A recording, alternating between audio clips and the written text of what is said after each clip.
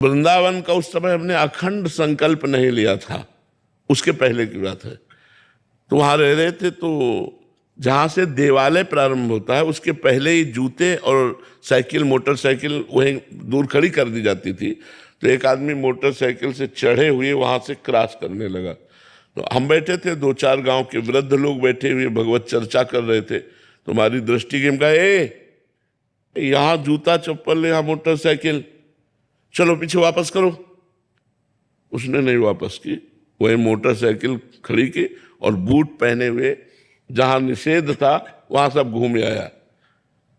तो हमने लोगों से पूछा क्या, बोले बहुत भारी गुंडा है एरिया का, ये 8-10 को काटे हुए है। तो जब आया तुम कहा, मोटरसाइकिल यहाँ स्टार्ट नहीं होगी, चलो बाहर ले जाओ।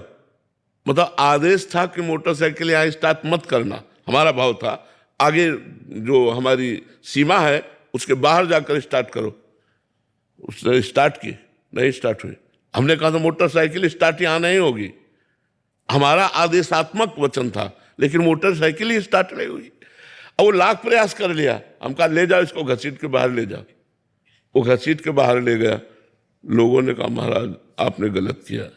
वह क्यों? मतलब कुछ भी कर सकता है, और घोर जंगल, 90 बीघा का तो ऐसा जंगल, और वहां केवल एक बूढ़े महात्मा रहते थे, हम रहते थे। सुबह गंगा स्नान करके, अशोक का वन था, अशोक वृक्ष के नीचे ध्यानस्थ बैठे थे। तो जूतों से पत्तों की खुरक होती है, तो ऐसे ऐसे जूतों की आवाज आ रही थी। तो लगा कोई आ रहा है।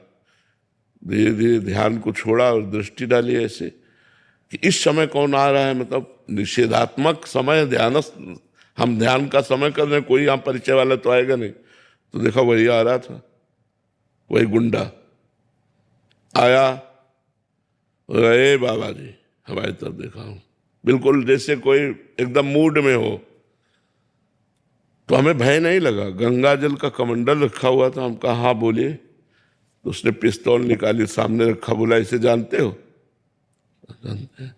चाकू निकाली इतनी बड़ी, बोले इसको जानते हो? हम कहा आगे मत बोल, सुन। गंगा जल उठा, हम कहा इसको जानता है? हम कहा तू और मैं, तू खिलवाड़ समझ रहा है बाबा की? ताकत हो तो उठा पिस्तौल और चाकू मार मुझे। हिल गया जिस समय हम अपने स्वरूप में बोले ना उस समय। इस समय तो बनावट है, उसकी नकल है। उस समय असली में था आवेश, एकदम भगवत आवेश। वो तुरंत अपने वो औजार बटोरे।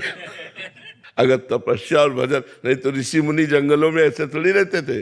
तप का बल होता था, भजन का बल होता था। ऐसा थोड़ी कि आप संकल्प करो और लागू हो जाए। वो